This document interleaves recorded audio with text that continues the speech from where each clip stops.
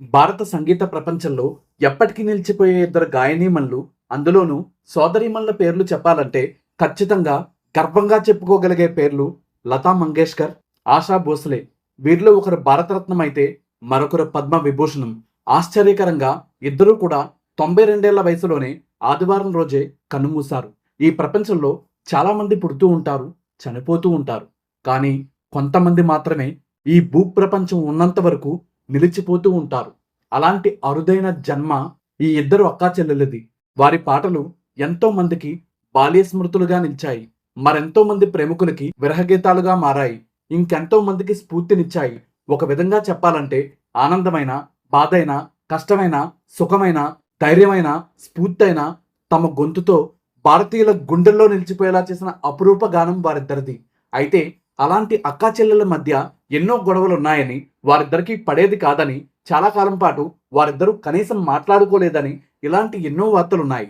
అంతేకాకుండా వారిద్దరిలో ఎవరు గొప్ప అనే చర్చ కూడా సంగీత ప్రపంచంలో నిరంతరం కొనసాగుతూనే ఉంటుంది. అయితే ఎక్కువ మంది లతా మంగేష్కర్ గారు గొప్ప అంటూ ఉంటారు. కానీ వారిద్దరి గురించి కాస్తో కూస్తో తెలుసుకొని బయోగ్రఫీ వీడియోలు కూడా చేసిన వ్యక్తిగా ఇద్దరిలో ఆశా భోస్లే గారే చాలా చాలా గొప్ప అని నిస్సందేహంగా చెప్పొచ్చని నేను చెప్తున్నాను. దానికి కారణం ఏంటో కూడా ఈ వీడియోలో తెలుసుకుందాం. అయితే వీడియోలోకి వెళ్లే ముందు ఒక చిన్న విన్నపం. మనం చేసే ప్రతి వీడియో వెనక ఎంతో కష్టం ఉంటుంది.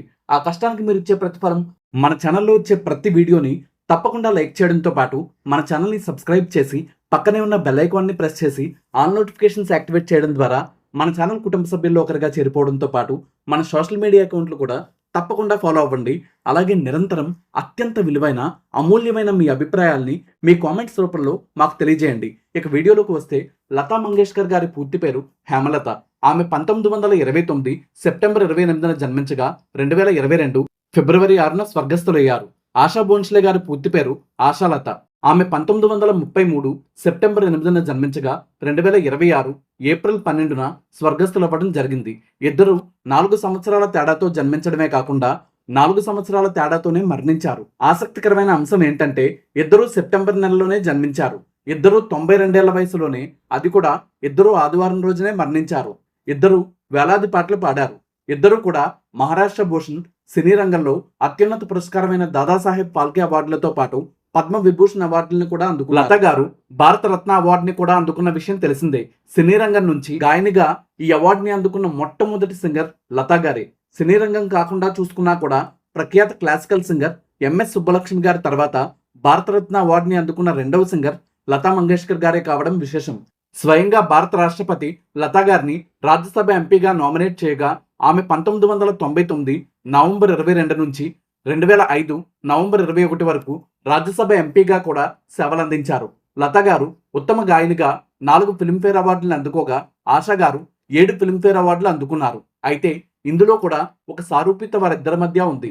ఇద్దరు కూడా తమ పేరుని ఈ అవార్డులకు పరిగణలోకి తీసుకోవద్దని, కొత్త గాయకులకి ఈ ప్రోత్సాహం ఇవ్వాలని స్వయంగా కోరడం విశేషం. ఆ తర్వాత నుంచి ఇద్దరు కూడా ఉత్తమ గాయని నామినేషన్స్ లో పోటీలో లేనప్పటికీ ఇద్దరికీ కూడా ఫిల్మ్ఫేర్ సంస్థ లైఫ్ టైమ్ అచీవ్మెంట్ అవార్డుల్ని వేరువేరు సంవత్సరాల్లో ఇచ్చి సత్కరించి తరించింది. అత్యధిక పాటలు పాడడమే కాకుండా ఆ పాటలు రికార్డింగ్ కూడా అయిన గాయనిగా లతా మంగేష్కర్ గారు సృష్టించిన రికార్డుని 2011లో ఆశా భోస్లే గారు అధిగమించారని Guinness Book of World Records సంస్థ ఆమోదించింది. లతా గారి పేరిట మహారాష్ట్ర ప్రభుత్వం ఒక అవార్డుని 1999లో స్థాపించగా ఆశా గారు ఏకంగా 17 సార్లు మహారాష్ట్ర ప్రభుత్వం అందించే రాష్ట్ర ప్రభుత్వ అవార్డులను గెలుచుకొని సంచలనం సృష్టించారు. ఫ్రాన్స్ దేశం ఇచ్చే అత్యున్నత పురస్కారాన్ని 2006లో లతా గారు అందుకోగా భారతదేశం తరపున ప్రపంచంలోనే సింగర్స్ కి అత్యున్నత పురస్కారమైన గ్రామీ పురస్కారాలకి 2 సార్లు నామినేట్ అయిన సింగర్ గా ఆశా రికార్డు సృష్టించారు. లతా మంగేష్కర్ 4 సార్లు వివిధ యూనివర్సిటీల నుంచి గౌరవ డాక్టరేట్లు అందుకోగా ఆశా గారు 3 సార్లు అందుకున్నారు. ఆశా గారు ఉత్తమ గాయనిగా 2 సార్లు జాతీయ పురస్కారాన్ని అందుకోగా లత గారు 3 సార్లు ఈ ఘనతను సాధించారు. ఇద్దరు వేలాది పాటలు పాడారు. లెక్కలేనన్ని అవార్డులు, కోట్లాది మంది అభిమానుల్ని సంపాదించుకున్నారు. అంతేకాకుండా చిన్నప్పుడు వారిద్దరూ ఎంతో ప్రేమగా, ఆప్యాయంగా ఉండేవారు. వారి తండ్రి దీననాథ్ గారు లత గారికి 13 ఏళ్లు, ఆశా గారికి 9 ఏళ్ల వయసుండగా మరణించారు. అప్పటి నుంచి నాటకాల్లో నటించి పాటలు పాడుతూ కుటుంబ ఆర్థిక భారాన్ని తనపై ఉంచుకొని ఎంతో బాధ్యతగా మెలిగారు లత. ఆమెకి అలాగే ఆశా గారికి కూడా తొలి సంగీత గురువు వారి తండ్రే. అయితే ఇద్దరూ కూడా పెద్దగా చదువుకోలేదు. దానికి కారణం లత గారు ఎక్కడికి వెళ్ళినా తనతో పాటు చెల్లి ఆశా గారిని కూడా తీసుకువెళ్లేవారు. అయితే స్కూల్కి కూడా తనతో పాటు ఆశా గారిని తీసుకువెళ్లడంతో లత గారి టీచర్ అలా తనకంటే చిన్నపిల్లల్ని క్లాసులో కూర్చోబెట్టడం కుదరదు అని చెప్పడంతో అప్పటి నుంచి ఏకంగా స్కూలే మానేశారు లత. ఆశ కూడా స్కూల్కి వెళ్ళలేదు.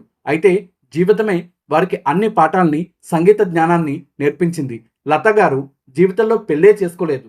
అయితే ఆశ గారు మాత్రం తనకి కేవలం 16 ఏళ్ల వయసులోనే తనకంటే వయసులో అప్పటికే 15 ఏళ్లు పెద్దవారైన లతా మంగేష్కర్ గారి సెక్రటరీ, అసిస్టెంట్ కూడా అయిన గణపతిరావు భోస్లే గారిని ప్రేమించి కుటుంబం అంతటిని ఎదిరించి మరీ పెళ్లి చేసుకున్నారు. అప్పటి నుంచి చాలా కాలం పాటు లతా గారు, ఆశ గారు కనీసం మాట్లాడుకోలేదు.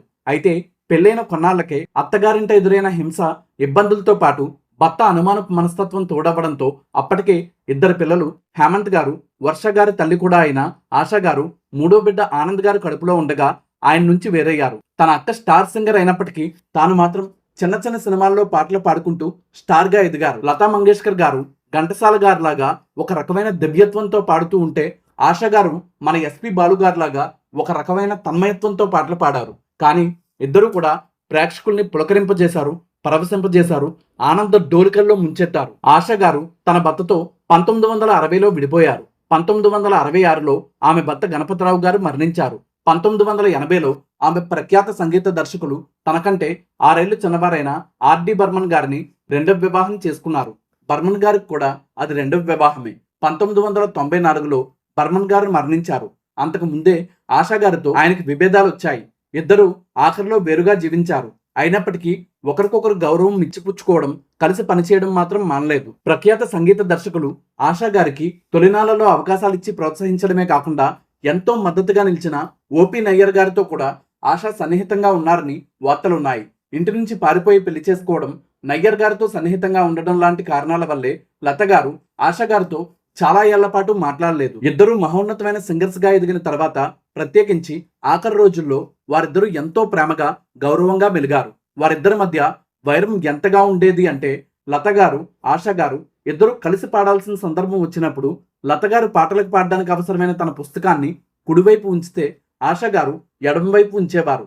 ఆ విధంగా ఒకరినొకరు చూసుకోకుండా ఉండేవారట.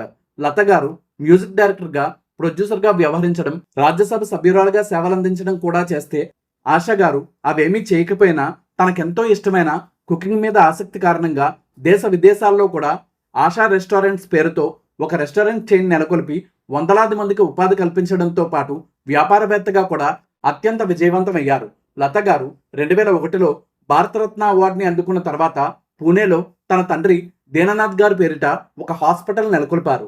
ప్రతి ఒక్క విషయంలో అక్కా చెల్లి ఇద్దరు కూడా ఒకరిని మించి మరొకరు విజయవంతమయ్యారు. అయితే లత గారి జీవితం పర్ఫెక్షన్, ట్రెడిషన్ మేళవింపుగా ఉంటే, ఆశా గారి జీవితం రియాలిటీ, ప్రాక్టికాలిటీ టైప్ లో ఉండేది. ఒకరి క్లాస్ అయితే మరొకరు మాస్, ఒకరు పెళ్ళే చేసుకోకపోతే మరొకరి వైవాహిక జీవితంలో ఎన్నో ఒడిదుడుకులు. ఒకరిది పండితుల్ని ఎక్కువగా, పామరుల్ని తక్కువగా రంజింపజేసే స్టైల్ అయితే, మరొకరిది పండితుల కంటే అధిక సంఖ్యలో ఉన్న మాస్ బాబులకు పూనకాలు తెప్పించే గాత్రం. బాలీవుడ్ లో ఎప్పటికీ నిలిచిపోయే క్లబ్ సాంగ్స్, మాస్ నెంబర్స్ లో ఎక్కువ పాటలు ఆశా గారు పాడినవే.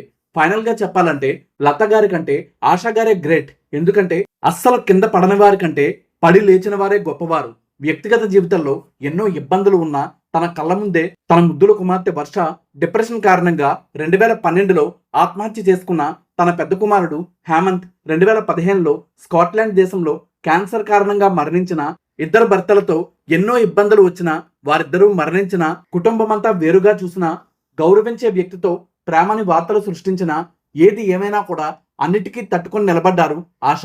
అంతేకాకుండా 90 ఏళ్ల వయసులో కూడా దుబాయ్లో నిర్వహించిన లైవ్ షోలో తన గాత్రంతో అందరినీ మంత్రముగ్ధుల్ని చేశారు. అయితే తన అక్క లతగారు మరణించిన బ్రీచ్ క్యాండీ హాస్పిటల్లోనే తన అక్కలాగే మల్టిపుల్ ఆర్గాన్ ఫెయిల్యూర్తో, తన అక్కలాగే 92 ఏళ్ల వయసులోనే కన్ను మూసిన, కాదు స్వరం మూసిన ఆశా భోస్లే గారి పూర్తి పేరు ఆశాలత. అంటే తన పేరులో ఆశ ఉంది, లత కూడా ఉంది. అలాగే భారత సంగీత సామ్రాజ్యం ఉన్నంత వరకు వీరిద్దరి పేర్లు కూడా చిరస్థాయిగా నిలిచే ఉంటాయి, కలిసే ఉంటాయి. కొన్ని సభల్లో ఆశా గారు, లత గారు కలిసి పాడాల్సి వచ్చినప్పుడు, కలిసి హాజరైన సందర్భంలో కొంతమంది లత గారికి లేదా ఆశా గారికి మాత్రమే బాగా సన్నిహితంగా ఉంటున్నట్టు నటించేవారట. దానికి కారణం ఎవరికి వారు తాము ఒక వర్గానికి మాత్రమే చెందినవారమని నిరూపించుకోవాలనే భావన ఆశా గారికి, లతా గారికి ఒకరంటే ఒకరికి అస్సలు పడదని వారు భావించడమే అందుకు కారణం. ఈ అక్కాచెల్లెల మధ్య ఉన్న విభేదాలను ఆధారంగా చేసుకుని 1998లోనే ప్రఖ్యాత బాలీవుడ్ నటి సబానా ఆజ్మీ గారి ప్రధాన పాత్రలో సాజ్ అనే ఒక సినిమాను కూడా రూపొందించబడటం గమనార్హం. కానీ ఈ అక్కాచెల్లెలు మాత్రం వారు చేసిన ఆ ఓవర్ యాక్షన్ చూసి దాన్ని తలుచుకుంటూ తర్వాత హాయిగా నవ్వుకునేవారు. 2026 ఏప్రిల్ 13న సాయంత్రం 4 గంటల ప్రాంతంలో ముంబైలోని శివాజీ పార్క్ శ్మశాన వాటికలో ఆశా గారి అంత్యక్రియలు ప్రభుత్వ లాంఛనాలతో జరిగాయి. వేలాది మంది అభిమానులు ముంబై వీధుల్లో ఆమెకు వీడ్కోలు పలికారు. లతా గారి అంత్యక్రియలు కూడా ఇక్కడే జరిగాయి. అయితే వీరిద్దరిలో సింగర్గా ఎవరు గొప్ప అంటే మాత్రం సూర్యుడు గొప్ప, చంద్రుడు గొప్ప, పగలు గొప్ప, రాత్రి గొప్ప, నేల గొప్ప, ఆకాశం గొప్ప అన్నట్టుంటుంది. ఎందుకంటే ఇద్దరూ గొప్పే. ఒకరు మెలోడీ క్వీన్ కాగా మరొకరు మాస్ క్వీన్. అన్నిట్లో అక్కతో పోటీ పడి విజయాలు సాధించారు ఆశా గారు. వీరిద్దరూ నిజంగా అక్క చెల్లెలు మాత్రమే కాదు, భారతదేశ సంగీత సరస్వతులు. వారిద్దరి పవిత్ర సంగీతాత్మకి శాంతి చేకూరాలని వారిద్దరూ స్వర్గంలో కూడా పోటీ పడుతూ ఆశాగా, లతాగా కాకుండా ఆశాలతగా ఉండాలని మనస్ఫూర్తిగా కోరుకుందాం.